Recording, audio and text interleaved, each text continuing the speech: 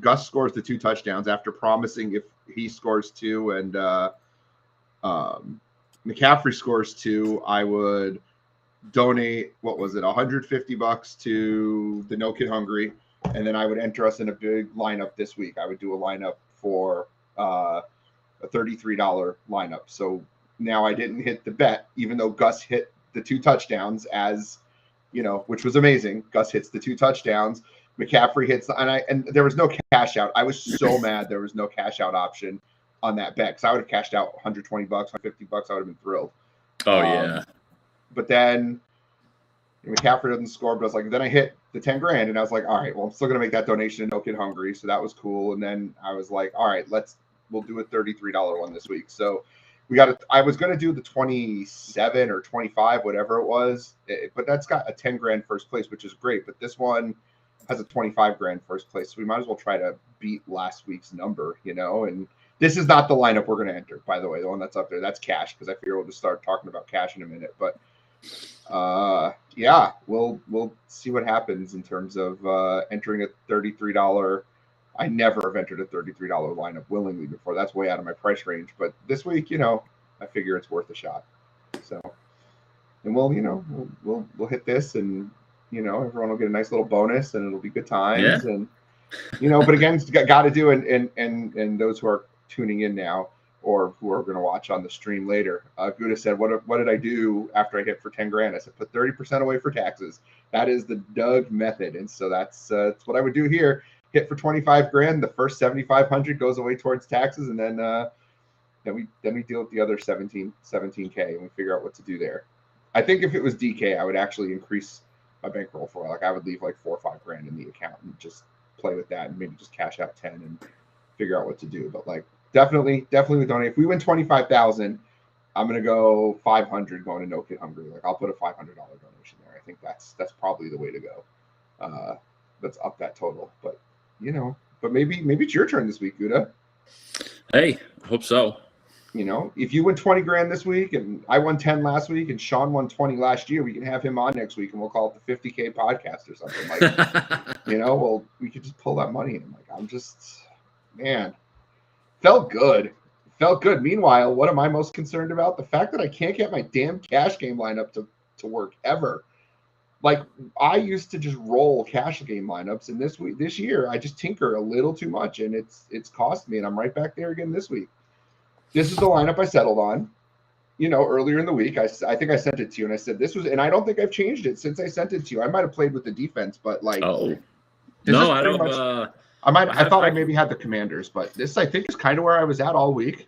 Oh no, I haven't actually seen this. I didn't know. Oh, I didn't send this to you. I could have sworn I sent this to you on Hook. Maybe I didn't. Maybe I sent it to someone else. No. Anyway, this is where I'm at for cash. I just think Ellinger is a lock. Yep. For me. I think he's a lock. I think he'll be super chalky. I think DJ Moore is going to be chalky. Tony Pollard is going to be chalky. I'm not getting off any of those. I know Kamara is supposed to be kind of chalky, but I'm only spending up-ish on one running back, and it's going to be Derrick Henry. Henry's gone over 200 yards each of the last 3 times he's faced Houston, and Houston just gives up so many yards. Like, I don't understand how Henry's not going to be like 80%, because you can fit him super easily this week. Yeah, for 1,300 more than Kamara, I just think it makes so much sense. So so what led you to really Hopkins over Tyreek Hill? Well, it's funny that you asked that, because before you came on, I started playing a little bit, because I asked myself the same question. It was the money, it was the savings, it was the volume. I didn't want to play around too much with Olave. I just think at his price point, he's good. I don't want to come off of Ken Walker. I think, because I don't want to play Mostert. I don't think I like Mostert, but I think if I'm going to go in that range, it's Pollard, and I think Ken Walker is still underpriced. Yeah. So I'm pretty settled here, right? So then I started playing with that exact question: why not Tyreek Hill? And so then I was like, all right, well, Tyreek Hill definitely has the same upside, or has higher upside than Hopkins, right? Hopkins is going to get 10, 12 targets. I'm really high on the Minnesota-Arizona game. Spoiler for later when we do GPPs. I'm really high on that game. And I think that's a place where we can come off a little bit of Miami chalk. But, you know, and so then I'm looking here and I'm like, well, what do I do? Like, I don't have a lot of money left for defense or tight end. So I could come down here on defense and just say, well, screw it. We can go with the Bears, because Dallas you know, Dak runs around a lot. Chicago has scored 4 or 5 points just about every week, even though they're terrible. So then I'm left with $2,800, which easily goes into, I could use Hooper, but I don't want to stack Henry with Hooper.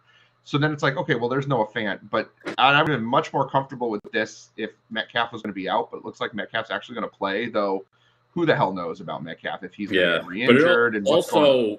Also looks like too that Metcalf is trending, but Lockett's almost on the wrong side of questionable, so he may actually end up being inactive. So I think that's where you go, right? But then there's the other option you can have if you want to favor defense. You keep Tyreek in there, right? And you're like, all right, well, Daniel Bellinger's out, and Tanner Hudson should get the start for the Giants. And I know it's Tanner Hudson, but he's had successful weeks in seasons past. I believe he was part of the Buccaneers. And then you've got that extra money to go up to $2,700, which you can then fit the Commanders defense in there.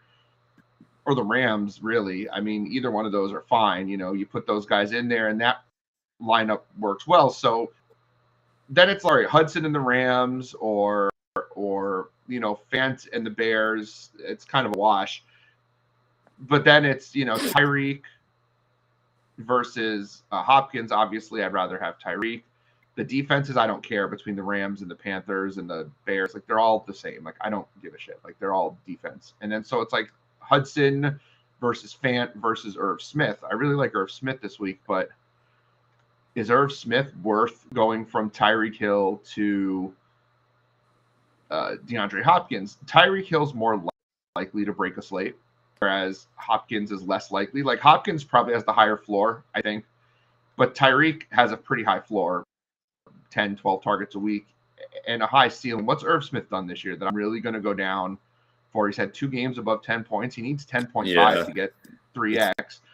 It's a great matchup, but, what if he gets for 7 but doesn't get the touchdown? Well, then, and it's not like in the red zone, they're not going to look for Smith as much as they're going to look for Thielen and Dalvin Cook. So I'm starting to think, and this is where it's like, oh, these last second changes, though, they get me every week, but I'm probably going to make the decision to pivot off of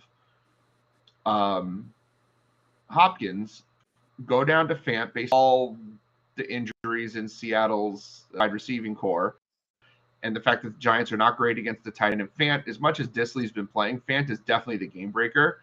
And I'm probably going there for cash. And it's so funny you asked about Tyreek, because it's literally what I was playing around with before you signed on, saying, well, when we sign on early, that's what we're going to talk about, is this Tyreek Hill issue. And I think this is smarter, especially because Tyreek's going to be chalky, because you can get to Tyreek easily. Why would I fade Tyreek in cash when, if he goes off, 40% of the field is going to have him, and I'm screwed?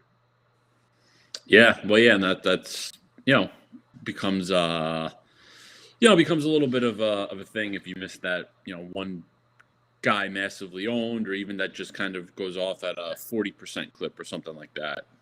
Especially when it's a Tyreek Hill, who's, if Irv Smith is 30% and he goes off for 18 points, goes off, right? That's a go-off game for Irv Smith. But Tyreek at the same 30 to 40%, if he goes off, that's 45 points.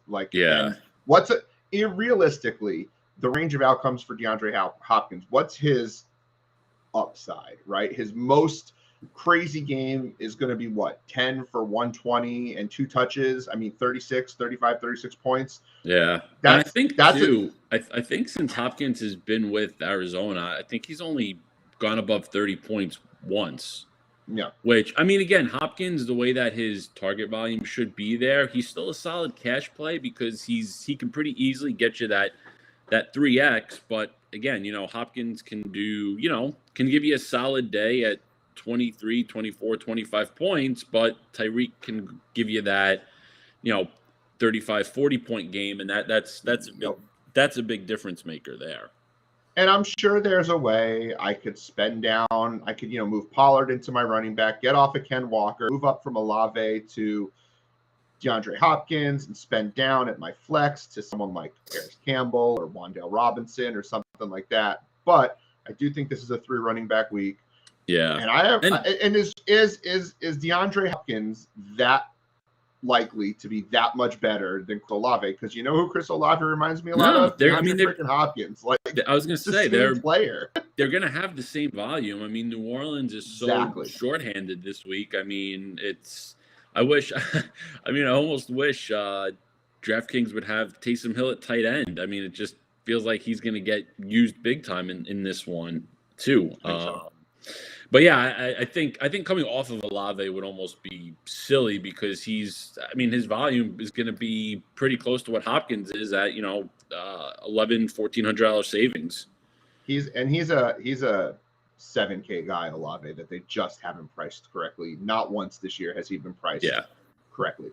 And I just find it hard to get off a guy like that. Had Matt Ryan been quarterback, I probably would have had Paris Campbell. I think that's the one change I made to this lineup, was I moved off of Paris Campbell when Zeke was ruled out and Sam Ehlinger was put in for Indianapolis. So then it was easy to go Pollard, move around here a little bit.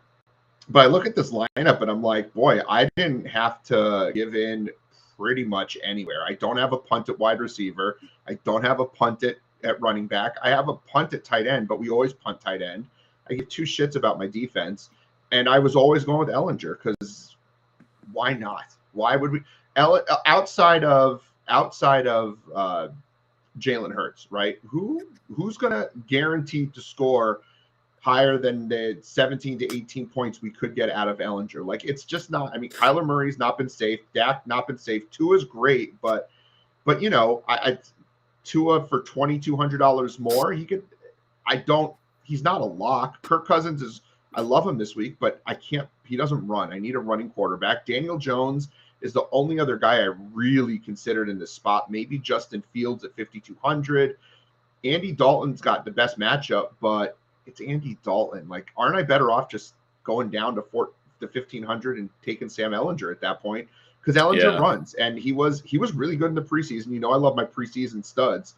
And he was good in college. He had 33 rushing touchdowns in college. If Ehlinger rushes for 30 yards and a touchdown, that's 9 points right there. Even there, you're not getting killed with Ehlinger in cash. In a tournament, I don't think he's a tournament-winning quarterback. I know I was watching Al Zeidenfeld last night, and he mentioned that Ehlinger's a guy you can run naked in a tournament so you can spend up elsewhere. And I did that in one of my lineups, and I didn't love how it looked. I don't think he's a tournament-winning quarterback. But for cash, he doesn't really need to do anything.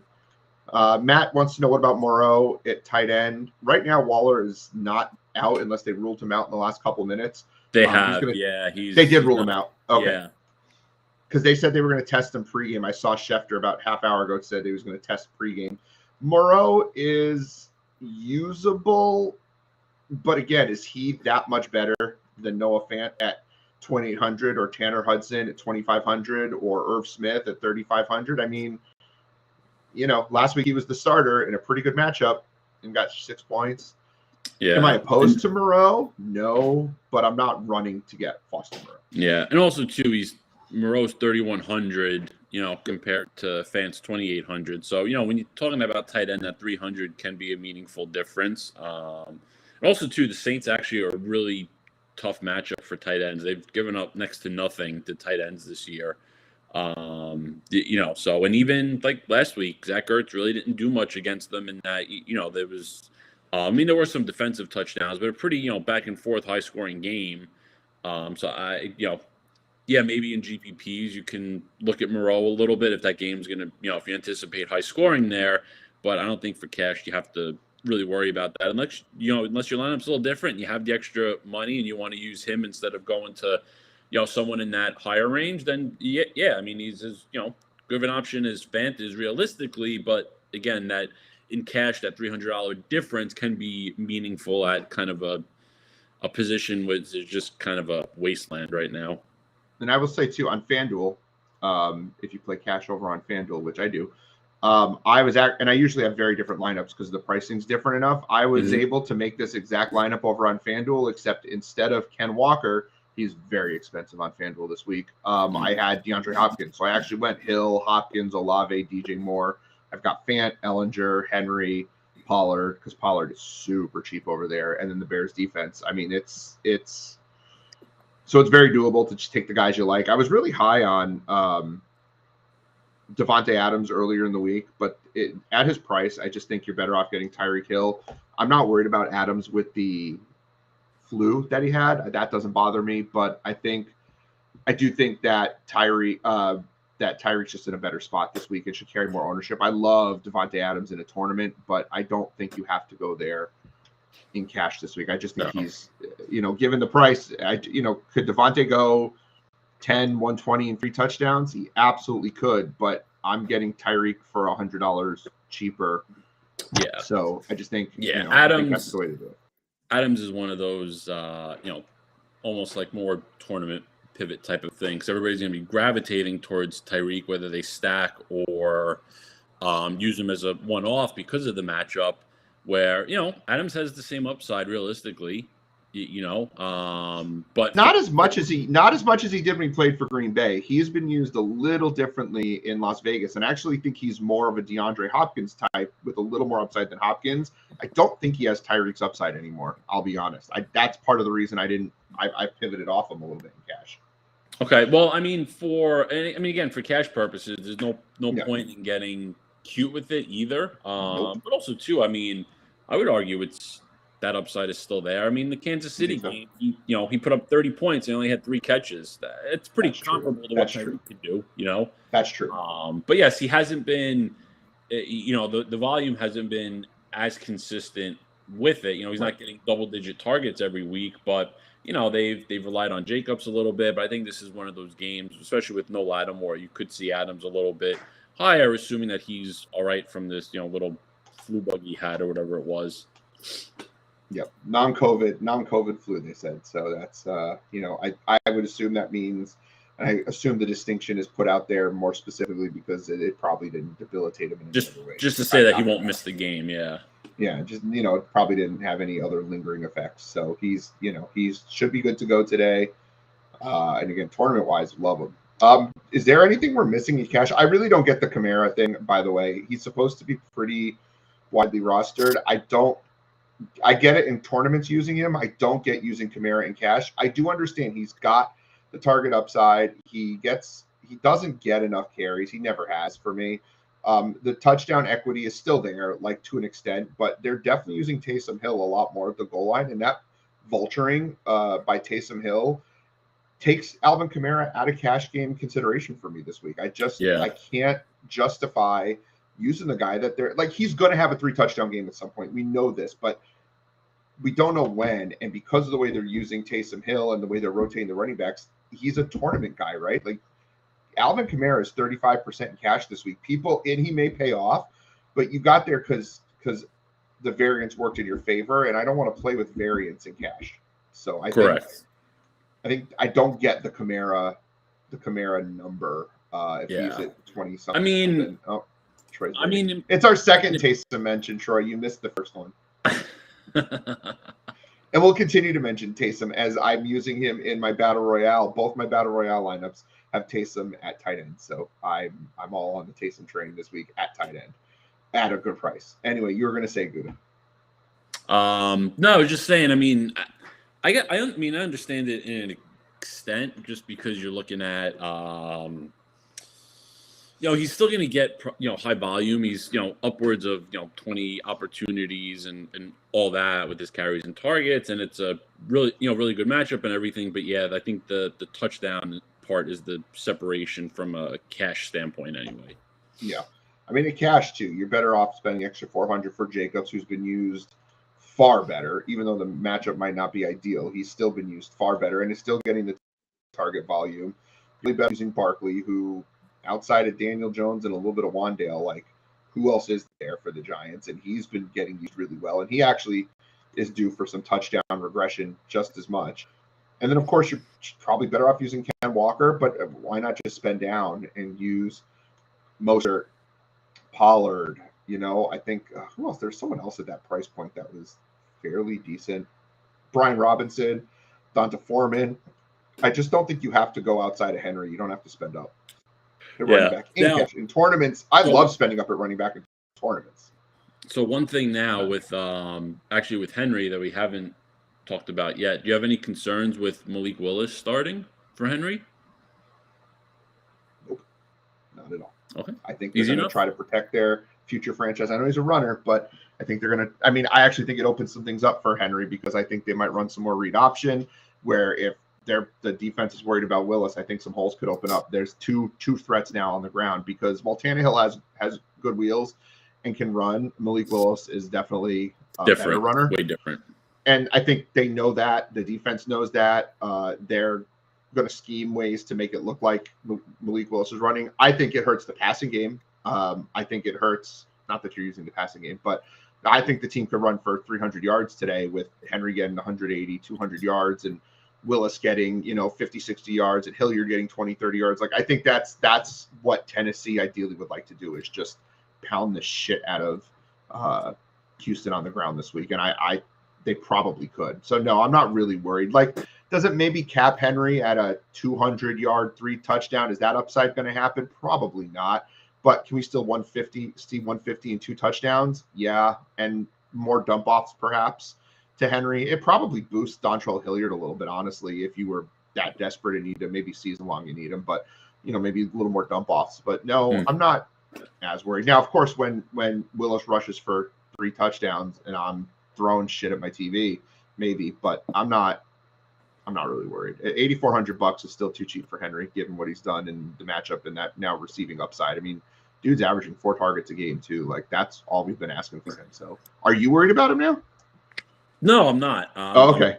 No, I'm not. I just more of a curious on your opinion because it was kind of late breaking last night. So so I mean, I don't think it really impacts anything there. Nope. I mean, maybe they scheme a little more on Willis and everything, but I mean, Houston's run D is so bad. I mean, Henry's going to get plenty of the opportunities, and realistically, I mean, I don't know unless Davis Mills just is able to have, he finally clicks in a game and Brandon Cooks torches them up, for 150 yards and 2 touchdowns type of thing, then maybe Henry has some issues, but I don't really see that happening. I think Cooks has a solid chance at a really good game, but more on volume with Nico Collins being out than Cooks getting 3 catches for $150 and 2 touchdowns. I don't think we see something like that. Yeah. No, I think we're all right there. Inactives have come out. Corey Davis inactive. Our weekly reminder that Bryce Hall is not Breece Hall, but they're both out this week. So I guess we don't have to make that update anymore. Unfortunately, that upsets me. Matt is telling me not to break the television. I mean, yeah, it's a nice TV. I definitely don't want to break the TV. I don't get upset about sports. I try not to. Zeke is out. I can't complain the rest of the year. I don't think I'm allowed to complain the rest of the year. Christian Barmore is out for the Patriots, their defensive tackle, which actually makes things a little bit better for Michael Carter. Not really worried at all about James Robinson this week. Lamar Jackson is out this week. Of course, I mean, the defensive back for the Bears, not the quarterback since he's not on the slate. But I do like to pull those things because if Scott Hansen can make stupid jokes on Red Zone, I can make stupid jokes here, and he gets paid a lot more money than I do. Darren Waller, we know, is officially out. The Jets have nobody at quarterback. It's Mike White and Zach Wilson, because Strevler is also inactive. Just as from a Rainmaker's perspective, you can grab Mike White for like $1, go get him, because if Zach Wilson goes down, the market for Mike White will jump to $4, $5, $6 immediately. Sell him and take your profit. I always grab backup quarterbacks when I can. That is a little Rainmakers thing for me. Let's see. Jarvis Landry out as we knew. Michael Thomas out as we knew. Marshawn Lattimore out as we knew. So you can definitely fire up Devontae Adams. Swift and St. Brown and Amon-Ra are both active as expected. So far, no surprise inactives. Nothing. Just nothing. Just it's good though, so nothing we have to really talk about. I don't think. No. No one for the Vikings that matters. No offensive players. One offensive tackle. AJ Terrell is out for the Falcons, so DJ Moore. Hubba. Let's roll DJ Moore. Dalton Schultz is active, so if you were looking to use any of those backups, no. Though I'm not sure I love Schultz either. Just play Pollard. Interesting. I don't know if you mentioned this. Sorry, but Noah Brown's out for the Cowboys. I did not mention that. Yeah, so that bumps up Schultz a bit. That I would does a say little bit. Bumps up Gallup a little bit. I mean, that's going to be. I mean, I'm getting a little ahead of myself, but that's going to be one of the better leverage plays this week with the ownership Pollard's going to get. I mean, you play the Cowboys pass game. I mean, you don't have to go crazy with it. I really don't like them. I don't think they're going to do much, but on the outside chance that that Pollard does okay, but Dak throws for the 3 touchdowns and Pollard doesn't get in the end zone, that could really, especially in a large field, that can really, turn your odds very high for significant winnings. Very true. Who else was the other big player that we said was Darren Waller? That's working on the scroll here. All right, that's it. Like there's nothing. There's just nothing. It's just I mean, also too, the Cardinals. I mean, I have no idea what it's going to do to Benjamin, but Darrell Williams is active now. I mean, that could take some touches away from Benjamin. It could lead to a 50-50 split. I mean, when Connor originally went down a couple weeks ago, they were splitting the work until Williams got hurt. So that could be something there as well. I mean, Benjamin's a solid, assuming he gets the work, Benjamin's a solid play in that price range. Going to be way lower owned. But again, Darrell Williams could throw some, throw a little wrench into it. So, I don't know what that's going to look like, but that's a risky take in GPP. Sometimes that could pay off.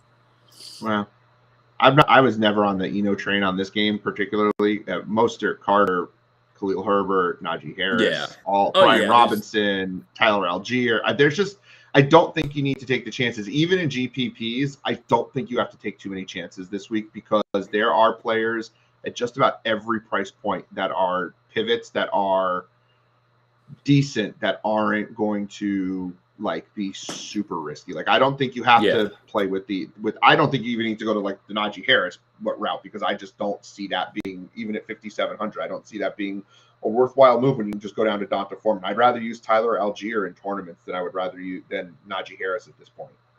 Yes, correct. So, and I actually think Najee's number is going to go up because I was listening to, who was I listening to this morning? Stochastic. I was watching Stochastic and they were talking up Najee a little bit, and that's just going to naturally raise his number a little bit because when those bigger sites talk about them, their members will go and use them, and it's like Najee should be at 4%, but if he's at 9% now because of that, I just think that's an opportunity for us to not use Najee. Yeah, no, I wouldn't. I think that's why it's important to watch other sites, by the way, for that reason. I know I talk about a lot of other sites, they're out there, so it's not like wrestling where we pretend the other companies don't exist, but we can leverage off of that stuff. We should know what they're doing, and then we can be smart and leverage off of it. Yeah, it makes it. I get the Najee thing and the talent, but also too, they really got to keep it close for Najee to have a shot. Nobody's anticipating that, which makes it, contrarian, but he's just not doing well. He just doesn't doesn't have that. He has no explosion to him.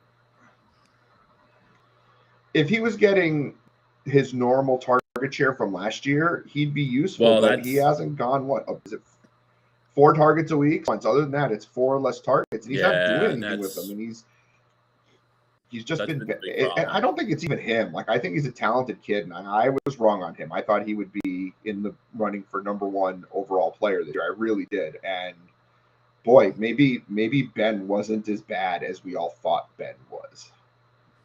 Ben was at the end from the getting the ball down the field and all that, but I think too, I just think his reputation kept defenses a little more honest than Mitch Trubisky and rookie Kenny Pickett. Pickett's got some talent to him, but again, what defense is really going to respect Trubisky and Pickett at this point? Where it's Roethlisberger. The guy's a Hall of Famer. Defenses still had the respect for him. And plan for it, even though he couldn't get the ball down the field like his earlier days. Very true. Very true. All right, let's move over and do the thing where we talk about each game individually. And as I say, we'll try to get it locked in by 12:15, but we never hit that number. But we'll try. Why don't you talk to us a little bit about Carolina, Atlanta? Give it a go. What are we interested in? Other than DJ Moore, I don't see cash options in this game. It's just DJ Moore. Yeah, just DJ Moore. I mean, I think both running backs are in play. Algier is definitely the lead guy. He's not going to catch you much passes, but it's a pretty solid matchup. Atlanta runs the ball really well, and this game has the potential to to maybe even set the record for most rushing attempts in a game. Silly enough as that kind of sounds, it's just the way these two offenses do play. So we can see that, but I think Algier is in play. Foreman's definitely in play. He's going to be popular, but his ownership's come down a little bit. But it's a solid matchup with Chuba Hubbard out as well. So Foreman's probably going to get 70% snaps and usage and catch a couple passes, and he's going to get the carries inside the 5 and everything, which makes it really, really good for him. And I think DJ Moore somewhat in play. He's going to be a little popular as a value option.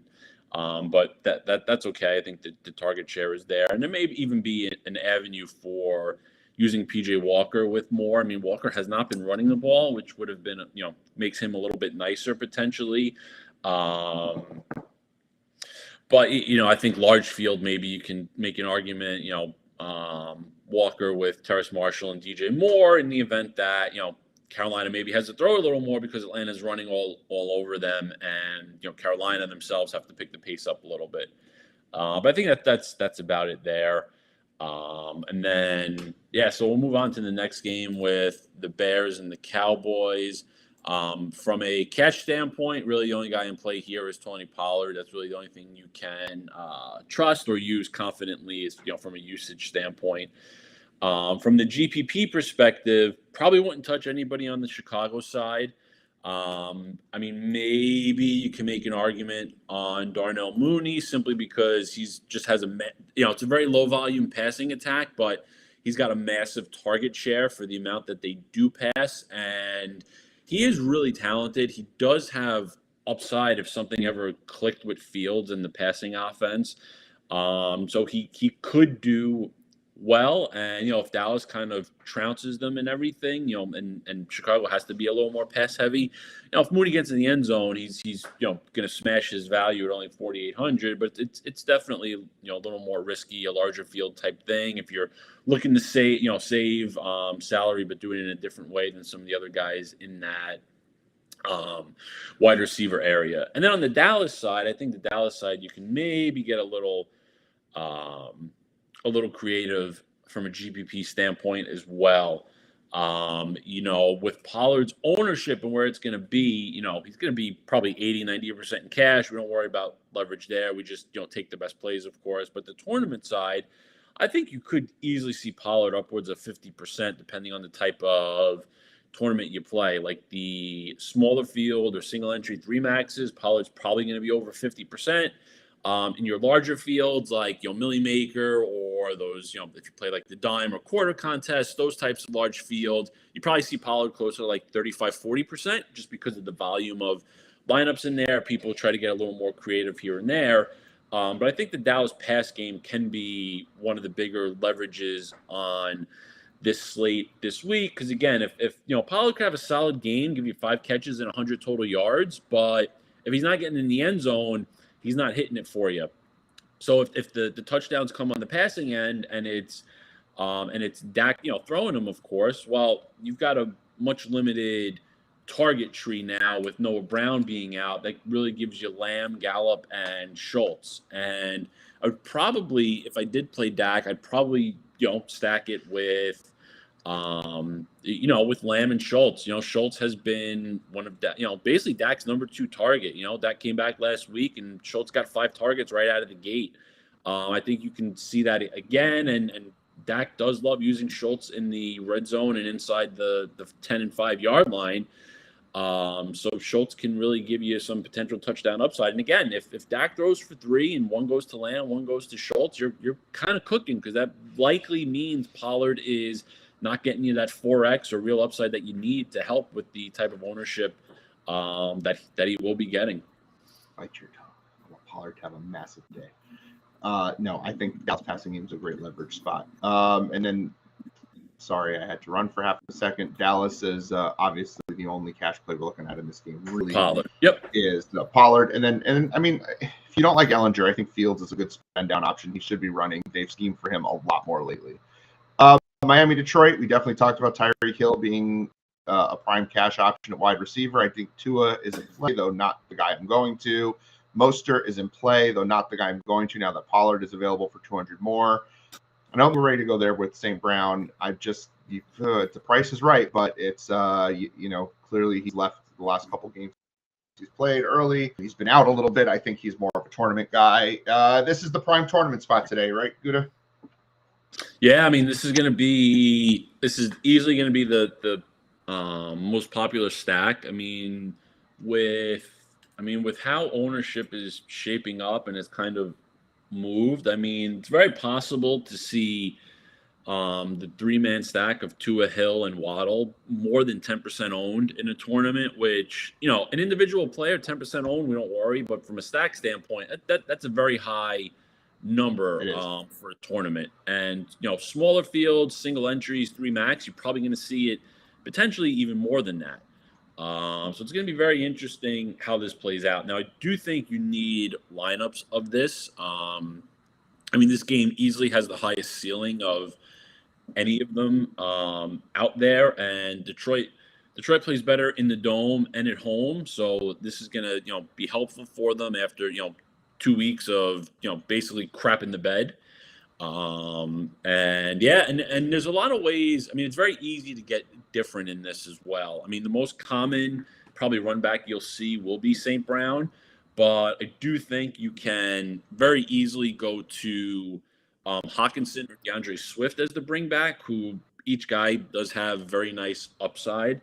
The Dolphins' run defense has actually been pretty solid, but they give up a ton of passes to the running back position. They've actually, they've been hurt a lot more in the pass game against running backs than on the ground, and that will really help DeAndre Swift and everything here. And the Dolphins have been, really bad versus have struggled against the tight end as well. And also, too, if on the Miami side you feel you want to get a little creative or save a little bit, I think Mike Gesicki could be something solid there as well. I mean, Detroit has also been absolutely torched against the tight end, and Gesicki has his weeks where they scheme for him a little better or use him in the situations where he really can succeed. And I mean, every week, I ran through the game logs. Every week, every team has been scheming to use the tight end against Detroit. Like, there hasn't been a week where the tight end got less than, the tight end room, I should say, because Seattle used like 3 tight ends against them. But there hasn't been a week where the tight ends got less than 6 targets against Detroit. So I think there's really something there with Gesicki, even in the stack or a one-off if you just want to get a little different at, tight end in that mid-range. Is it possible that the way to go in this game is with Goff and double stack both ends? Maybe you go Goff with, let's say, Hill and Gesicki, Swift and Hawkinson, or St. Brown and Hawkinson, and you double stack both ends, because Goff has done it more than Tua this year. Tua has more than 20 points once this whole year. Now, I know it was in the 1 week that was similar to this where we targeted the Dolphins pass game, but, took 6 touchdowns at there. Otherwise, he hasn't had more than 1 touchdown in any game. Is Goff maybe maybe not better, but from a game theory type perspective, a way to go here and for a little more upside?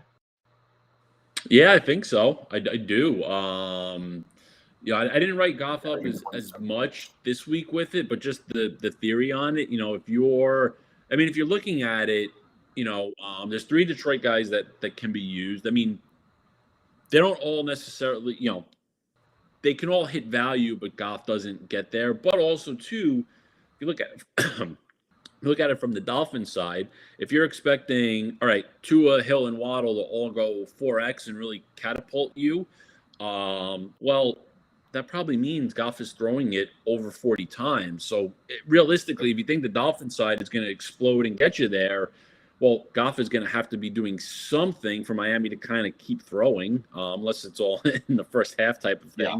But even if that's the case, if Miami jumps out 28-0 and Tua's already thrown 4 touchdowns, Goff's going to be throwing it every friggin' down to try to, get back into it. So 40 to 50 pass attempts is definitely within the reality of things that are going to happen. It's very plausible there, and it's nobody's going to own Goff this week, so there's definitely the shot there. Oh, you're back. Are you there? We lost signal for a second. Oh, you lost me for the whole thing? We're good now. We're back now. We're back. We're live. Yeah, you know how my internet tends to down occasionally, so we're good now. Let's move Arizona. We heard your points though. Like the points were there, and then I think in between we like sort of lost touch. But I love this game to kind of go off the Miami Detroit game. I actually like the next two games. To go Detroit game, I think Cousins is in a great spot. I think he's cash viable, though we're not going to use him necessarily in cash. Same thing with Jefferson and Hopkins, though I am using Hopkins a lot of FanDuel. And I think Irv Smith, if you're going to spend more than $3K on a tight end, is probably in that range, though, still is probably the tight end to use. Though if you want to spend all the way up, I suppose Ertz is the guy we could use in cash because it's a great matchup, and he does get a decent amount of targets, though not so much with Hopkins back in the lineup. So on a tournament perspective, though, how are we playing this game? I know how I'm playing it, but I'm curious how you're playing it. If you're playing it, I suppose. Yeah, I mean, I haven't made any lineups of it. You took the I'm not even playing it, Doug, deep breath. Like, I know that deep breath from you, Gutta. Yeah, I mean, I'll be honest, I struggle with it. I get the appeal. I mean, Minnesota's pass game is kind of yet to do it, and the Arizona side. I mean, I don't know if Hopkins has that real tournament winning upside. I mean, Kyler, he hasn't really been there. He's starting to run more. Maybe that starts to propel him. But I mean, I always worry too if you're looking to stack a game and like with Justin Jefferson, for instance, like that $9,100 price tag it's hard. It's very hard to get there. I mean, he's done it multiple times. He can. It's a little different than Cooper Kupp because Jefferson could be a little more of a bigger play guy than Kupp is, where Kupp gets there a little more volume wise. But there's also too, I mean, I know Jefferson lines up all over the place, so they could scheme out of it, but Byron Murphy worries me a little bit too. I mean, the guy's kind of shut down everybody this year. Very good. He's very good. And yeah, so it's just one of those games where, the total is there. Minnesota's got a, high implied total, but I don't know. It just doesn't kind of sit there. I mean, maybe, you if you want exposure, it's the Irv Smith route. Maybe it's the KJ Osborne route, but I don't know. They're just not. The appeal is tough to me as a game stack. It really is. See, I love Thielen. I like Jefferson. I think he's talented enough to be there, and I don't think a lot of people are going to Jefferson.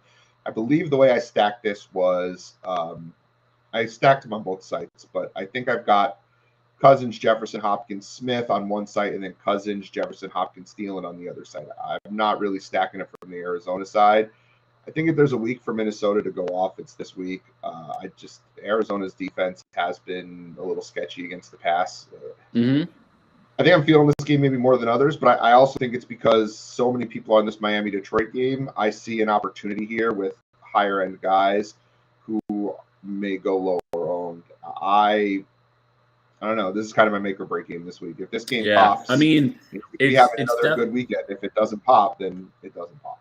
Yeah, I mean the potential is absolutely there because from a pace standpoint, I mean the combined pace of play with these two teams is far and away number one on the slate, and it's not even that close either.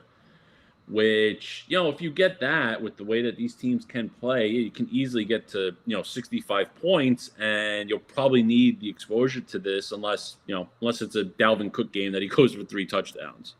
Yeah, no, I see that.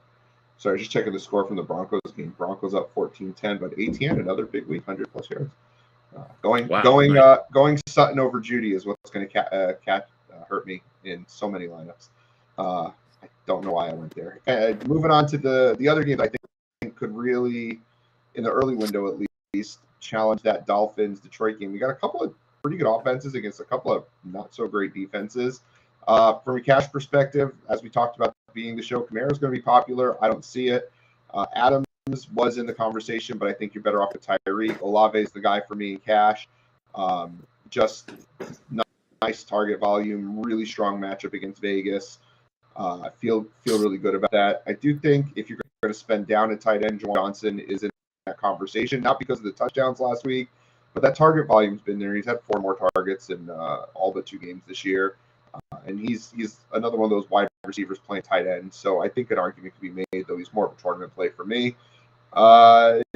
Is this a game that we're going to use instead of Miami for tournaments, or are we not at your game yet, Gutta? Like I'm trying to figure out what Gutta's big game is. Even though I read your article, I'm still trying to figure out where your pivot point is off of Miami. This one's grown on me. I do like it, and yeah, I mean it's pretty easy. I mean the quarterbacks aren't going to be very highly owned, and you know Devontae Adams, whichever way you stack it, and you're kind of good. But you can this game's pretty easy from the standpoint of we know where the volume and where everything's going to lie. It's on the Raiders side, I mean, I wouldn't use Jacobs and stacks, but it's really just Jacobs and Adams. I mean, Renfro is back; he's healthy. Maybe Renfro, this is a spot where he pops. He's super friggin' cheap. It's actually pretty crazy where he is. But I mean, Matt Collins has been playing a lot, but I think that was more, especially last week, because Renfro was still a little banged up. But he practiced in full on Thursday. He's off the injury report, so he's kind of good to go.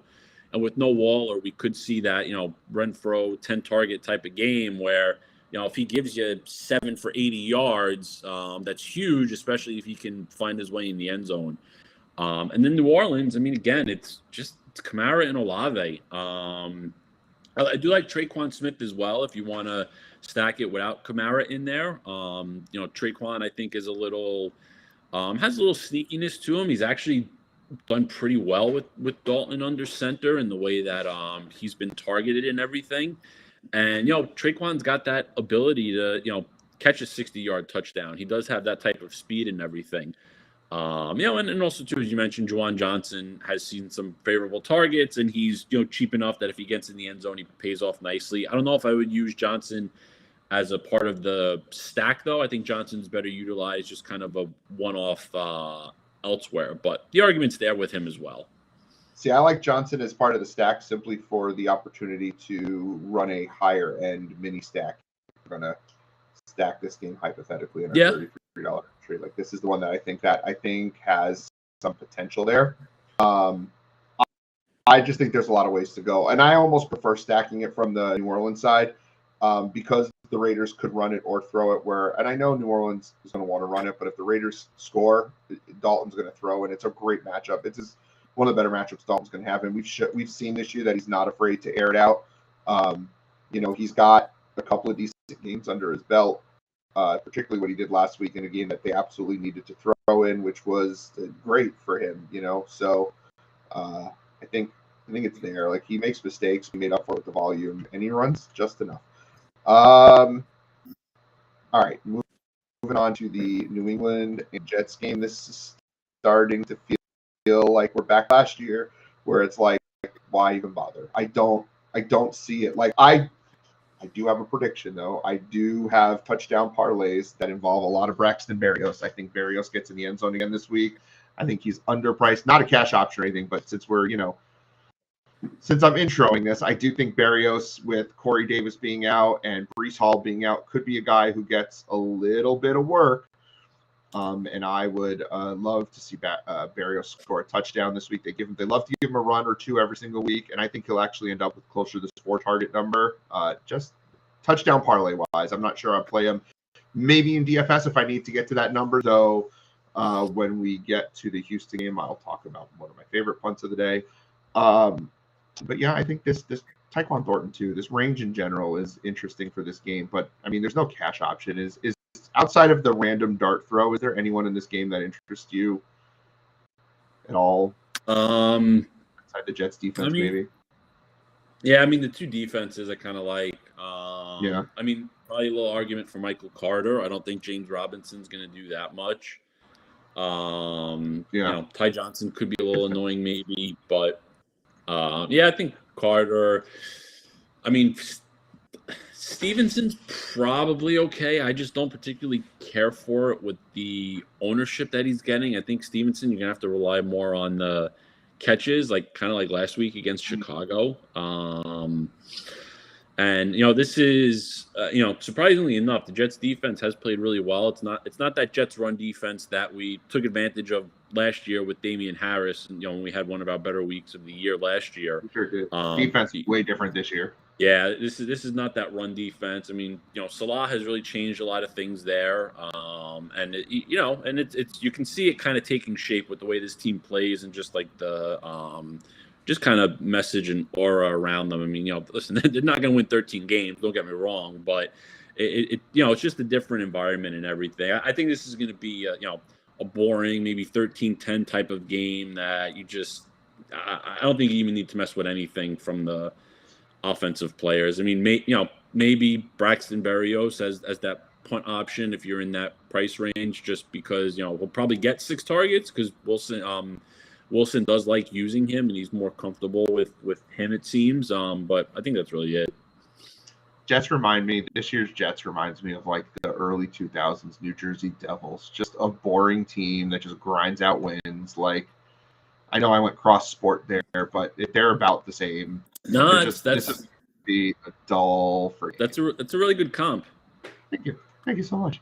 And I think they'll be all right. I actually think the Jets win this game. But I think they're a 9 or 10 win team this year. Well coached, boring, but it's they're not quite as dynamic as the Ravens, like when they won the Super Bowl. So that's why I went to the Devils. They're about that level of boring, but especially with Breece Hall out. But maybe Berrios brings the excitement. He's their Marty Brodeur. He's their Scott Stevens. All right, I'm done with the hockey. All right, Philadelphia, Pittsburgh. There's another stack here. I don't think enough people are talking about the Eagles this week. If no one could have stacked Jalen Hurts and A.J. Brown. Like, I love this stack. I've definitely gotten one of my higher end GPPs. I'm a big fan of using the Eagles if they can come in at a low ownership today. What say Gutta? Yeah, I mean, you can't ignore the Eagles' offense. You got to be honest here. Obviously, Hurts's salary is going to make people just naturally come off of it because, why use Hurts and have to go for 35 to 40 points when you can use Tua $2,100 less or even half the cost and use Ellinger. So that's going to take a lot of people off, and especially that A.J. Brown and Devonta Smith are a little bit on the expensive side. Yeah, but I think it's a really good play. I mean, Philly's going to do what Philly does. And if, some semblance, if Pittsburgh is able to put a couple points up and keep it relatively close, if Pittsburgh can score 17 points, it's going to force Philly to play offense a little more and, maybe get to 35 points to win the game. But I mean, also too, if you look at the slate, just agnostically, okay, what is this slate? Philly is the best offense on this slate. That's hands down. That's the easy thing from kind of soup to nuts with offensive line, how they play, the quarterback play, the weapons they have. Philly's the best offense. They've got the highest implied team total. I mean, again, it's a little tough because they're 10.5, 11-point favorites. That always makes it a little difficult. But to the same token, why not have exposure to the best team on the slate? Because also too, exactly. With the way Pittsburgh's playing, their defense is banged up. Philly could put up 35 points in one half, And yes, if they do that in the first half, they're probably not doing much in the second half. But maybe that first half alone gets you there. Well, it's like that game 2 years ago with the Chiefs against the Jets. Similar setup here, and everyone was off the Chiefs, and Mahomes threw 5 touchdowns in the first half. And it was like, well, yeah, he didn't do anything in the second half, but he got you your 30 points. Like that stack, if I'm not mistaken, was like 5% owned, and because there was like, Yeah. oh, it was a blowout, and it's like sometimes, and I always go back to that game. Sometimes you just play the best freaking players, right? Like this is one of those situations where if you're not playing some stack with Hurts and Brown, and I don't even think you need to double stack here, but Hurts and Brown, I'm running it back with Deontay, and I know you're pro Pickens in this game because of the slay factor, but I think Deontay finds a way just to get open, and he just gets his targets. I'm at the end of the week, this could be the one stack that people are like, why did we just not play the best fantasy quarterback on the slate? Like, what were we thinking? Yeah. So I'm all about that. I'm not overexposed, but I do have some exposure. I think, yeah, and also too, like the past couple. I mean, also too, the past couple of weeks, these what I added. It's not my wording, but I've heard it around the industry, like these island games where you have really good offense with high total, but a very high spread as well. These games have failed the past couple of weeks, and the chalk has hit the past couple of weeks. I mean, that at some point that's going to reverse, and the chalk's not going to get there, and you're going to have to be different somewhere. And again, this is the spot to be different. This makes the most sense. I agree completely. This is one of those games. I just think there's some good spots to come off of Miami. I think the Miami fail in so many different ways, and I just think there's opportunities. Now, another game that I don't think is a big GPP game. It's Derrick Henry or bust for me in this game, Tennessee-Houston. Though I would be remiss if I did not mention one of my favorite punt plays. They finally got some value opening up here with Chris Moore. He does see targets, and he does have some downfield threats. And if Houston's going to have to throw, I do love Chris Moore as a punt option. I have more Chris Moore than I would like to admit, but I think he's just in a good spot. And my good friend over at SiriusXM, Sandro Anello, one of the producers, he's not a good friend, but I know who he knows me from my time doing the stuff there. He's a big Chris Moore guy. This could be the Sandro Anello week. Where you go on Twitter, follow him, and just watch Sandro lose his mind when Chris Moore goes off for 2 touchdowns. Yep, he will be in my touchdown parlay this week. I will throw a Berrios Chris Moore touchdown parlay. Do we like this game at all? I'm going to actually make that bet right now as you're talking about this game. Do we like this game at all for tournaments? I can't imagine. I mean, it's really just Henry and Brandon Cooks. The Tennessee. Not Chris Moore. You're not on the Chris Moore train with me. I'm going to keep it simple. No, you got to get stupid sometimes. Yeah, I mean sometimes, but I mean Cook's ownership is low enough that I'm not worried about it. What is the Chris Moore touchdown prop? The Titans secondary is pretty bad. Cooks should see heavy enough volume, especially with Malik Willis playing now. And yeah, I mean, I think it's just really Cooks and Henry from that standpoint. I mean, I wouldn't probably go this route because I'd rather just spend $1,000 less and use Ellinger. But you may see some people, you may see some lineups with Willis in there as that, pivot off of Ellinger with the same type of idea, rushing, and he's going to, throw a little bit. But yeah, I don't even think I'm going to use Willis in any stretch. It's Henry and Cooks. That's kind of it. It's 22-1 for Chris Moore to score 2 touchdowns this week. So don't do that. Just do 1. Nope, I'm going for the 2. Are you kidding? I want to put it with the Van Jefferson touchdown, and Van Jefferson's not even listed. Is it possible Van Jefferson doesn't play? He's off the injury report. Oh no, he's going to be active. They don't have a touchdown prop for him, really? I don't know, unless I'm going quick because I'm trying to do a show too at the same time. So let's see. I'm looking. No, they got one for Saronic, but nothing for Van Jefferson. That's crazy. How do you not have a Van Jefferson touchdown prop? Oh, I want to bet Van Jefferson to score so bad now. Not on DraftKings, at least. Nothing. All right, I'll find another guy.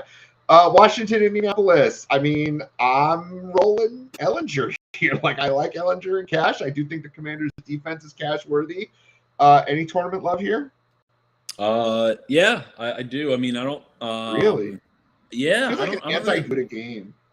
I know. I don't really like much on the Washington side. I mean, if you think it stays close enough, Brian Robinson's going to get all the, pretty much all the goal line and all like the actual run work. And then, he doesn't really get much in the passing game, but if it's a close game, Derrick Henry Jr., we can kind of call him.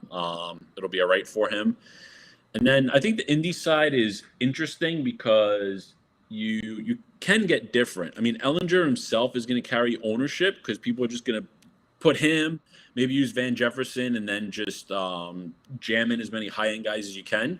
I've done that. I think it's a good lineup to make. But also too, you can get different with it as well. You can use Ellinger again because he's only 4,000. You can stack Ellinger with Jonathan Taylor and hope that Ellinger runs for 60, 70 yards, maybe runs one in, throws for a touchdown or two type of thing, but only throws for like 170, 180 yards. Ellinger will still get you there, and you hope Taylor has his big game and he's kind of back. Because if that happens and you say, all right, Ellinger and Taylor combined are going to get you all the touchdowns in this game, and we don't care about what receivers score because they won't be as relevant. Yep. I think that's a really good way to go about it. If you want to stack Ellinger with pass catchers, I would probably wouldn't use Pittman and would use Pierce or Pearson Campbell. Because again, I don't know if the volume is going to be heavy enough for Pittman to pay off, but Campbell and Pierce could pay off just by scoring a touchdown if they give you like 5 for 30, 4 for 40 type of thing. So I think that's maybe the better way to go.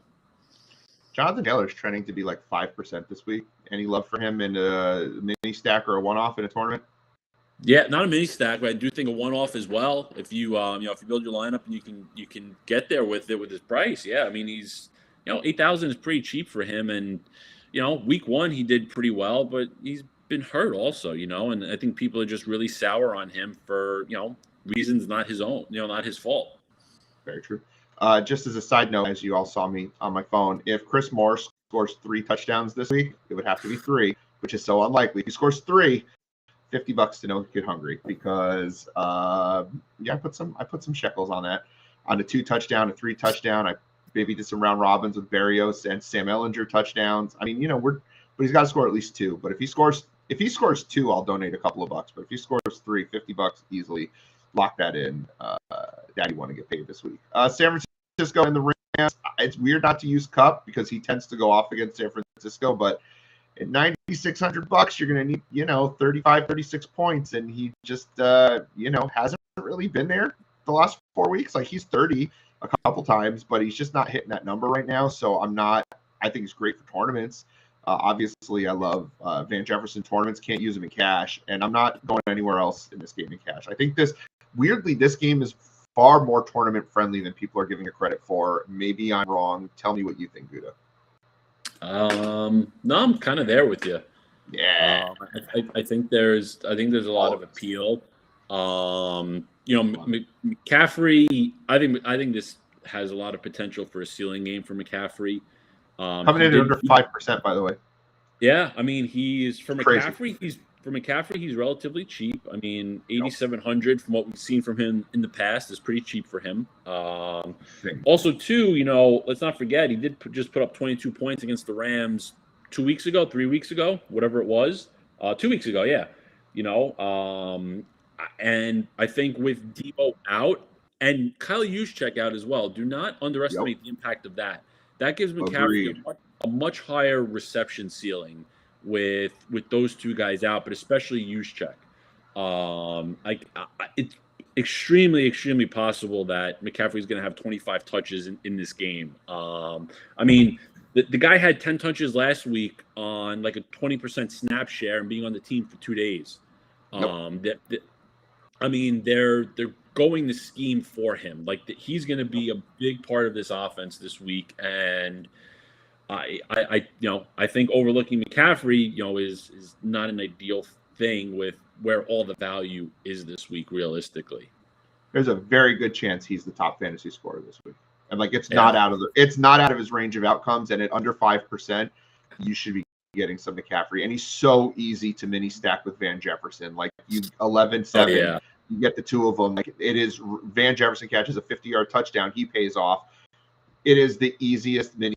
And it's going to be so underowned. And I just think as a late game hammer, because there's a lot of the prime games are in the early window, you want some minutes left. To me, that is such a good way to go. But I think Ayuk is underowned. Kittle, I think it was you who put the stats out there about Kittle. Like, he crushes the Rams. Like, I understand he's been blocking more, but with Debo out, it's possible Kittle gets more work. Though I'm still McCaffrey more than Kittle by a lot, but he's so cheap for Kittle. Like, I think you go this game. The one guy I'm not touching is like Allen Robinson or Henderson, or I don't really care about the quarterbacks, honestly. To me, this is more of a mini stack game than a full stack, but there's so many mini stacks you can run in this game and just make it real comfortable. Yeah, there really is. There's a lot of opportunity in this one. And again, not necessarily the stack side, but like the individual pieces. And also too, I mean, I'm probably gonna have way more Van Jefferson than I should, but at 3,000, he's really, I mean, he really is the guy that can open that offense up, because that's really what they're missing. They're missing that deep play threat, and even if he doesn't do anything, I just think for the Rams offense, it adds a different element for them that they have not had. And it's going to change the look of that offense, especially over the next coming weeks. If you're going to use Stafford, this is the week to do it, right? Because I think he takes some shots. I think he's going to be real happy to be thrown downfield. Yes. Last game on the slate, Giants and Seahawks.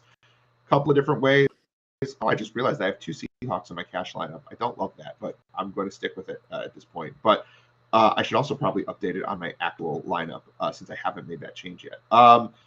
Danny Dimes, cash worthy, but we're just going to spend the $1,700 less to go. Ellinger, I do feel like Ken Walker is kind of a cash lock because he's just too cheap. The workload's too good, and he's too cheap. I wish he caught more passes. I really do. And with Travis Homer coming back, it scares me a little. And Noah Fant is cash worthy. I do think Wan'Dale Robinson is cash worthy. Tanner Hudson, you could make the argument for, and of course Saquon, you could never not make the argument.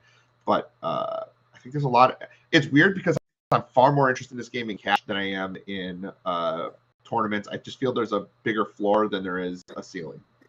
Yeah, I agree. I mean, I think Walker's. I think Walker's ceiling is there. The Giants run the Giants are an interesting case. They're 6-1. Their defense, with the blind eye, looks like they've been playing well, but some of the advanced numbers and things like DVOA do not really suggest that. And I don't think Geno's going to carve him up through the air, but I do think there's a lot of reason to really like Kenneth Walker in this one, even from a tournament standpoint. And I really like Wan'Dale Robinson too. I mean, he's I mean, Slayton's been doing well. That connection with Daniel Jones from a couple of years ago is back a little bit. But I think Robinson's just going to be peppered with targets, continue in this one and do really well. Actually, so I'd heard this week that with Robinson, he started off really hot last week, but he took a shot in the family jewels, and it actually really affected his performance in the second half, which is why I bet you it did. which is why he didn't have a catch. I don't know if he didn't have a target, but he didn't have a catch in the second half, and a lot of it's being contributed to that, which is, I mean, it's a little fluky. Those things happen. Like Barkley last year destroying his ankle, stepping on his own teammate. But those types of things happen. But Robinson was on a really good pace last week in the first half. And I think we see a very similar type of thing this week. I hope so. I would like him to. I like him. I think he's a good tournament option. I like using him as a run back on a Ken Walker mini stack. All right, Gutta, let's build a lineup. Let's build a $25,000 lineup today. I think based on the conversations we've had, if we don't want to go uber chalk on this, and you're not in love with the Arizona game, which is fine because I have exposure there. I'm thinking we start our stack with either San Francisco and the Rams, though I think that might be more of a mini stack game. Philadelphia, Pittsburgh, or New Orleans, Las Vegas. I will leave it up to you which team we start our build with. You look nervous. Are you nervous, Gutta, or are you just cold? No, I'm nervous. I don't know. It's tough. Nervous? This is one entry. It's something to do. It's fine. No, I know. I'll sell some cards in Rainmakers and I'll get the money back. Don't worry. It's $33. I'm not nervous about you. I'm not nervous about you losing your money. I don't care about that. It's just like, so my going in my head, right? It's the chalk has done so well the past couple of weeks. I'm like, it gets sometimes so hard to keep being contrarian or do contrarian things, even though it's the right thing to do. What if we hit the chalk, but we hit it from the Detroit side? We start with Goff, and we just double stack both sides of that game. You go Goff, Hill, Gesicki, I don't know, St. Brown. You know what? Let's do it this. Let's do Philly. Let's do Philly. I think that's a great idea. I love Philly, and I don't even think we need to double stack Philly. We can. I don't think we have to. Like, I definitely think Hurts and Brown. Right? You got to start with Hurts and Brown. Yeah, Brown is underpriced, and we got to run it back. I know you want to run it back with Pickens. I know you are team Pickens, and I am willing to do that because I have Deontay elsewhere. I'm more than happy to run Pickens as our So I wouldn't mind also if we wanted to leave some wide receiver availability there. We could also use Freiermuth instead. I do like him. Philly. Let's look and see. Philly is a little vulnerable. Sure, I can do that. That's fine. He only needs, give me 15 points. I'm happy. So we can start here. I think. Do we want to run McCaffrey, Van Jefferson? Does that work to give us some exposure to a real ceiling? Yeah. Or are you not on that camp? Yeah, I like very much in that camp. Like that. I'm very much in the McCaffrey, Van Jefferson camp. I think this is just there's a spot. It's just a spot. It's a spot that people aren't getting to. Yeah, and I think too. I think one. So if we want Miami Detroit exposure, I don't know if we're going to have the room for it, but I think a creative way could be using Mostert with St. Brown. Let's see if we can foot it. I'm not opposed to that at all. Can't make it work. We might be able to make it work. Let's see. We might. Oh, we might. Oh, can we pull the amazingness out of our ass here? We watch this. Watch what I'm about to do. It's ugly. Oh, boy. Oh, it's ugly. Boop. It's like it was meant to be. No. And that leaves us, do we have enough money? Is there a $2,200 defense? No. There's not. No, we can't do it. I can't do Chris. No, we can't make it work. We can't make the Mostert thing work. It's too much. It's too much. Maybe we just avoid that game altogether. What was the other game we were talking about? What about we can, maybe it might, I don't know, it might be cheap enough. We might be able to pull off, like, since I've shit on him the whole day, maybe we run Kamara and you run it with your cheap Renfro. Can we make that work? And then we just run a cheap defense and we don't have enough money to do anything.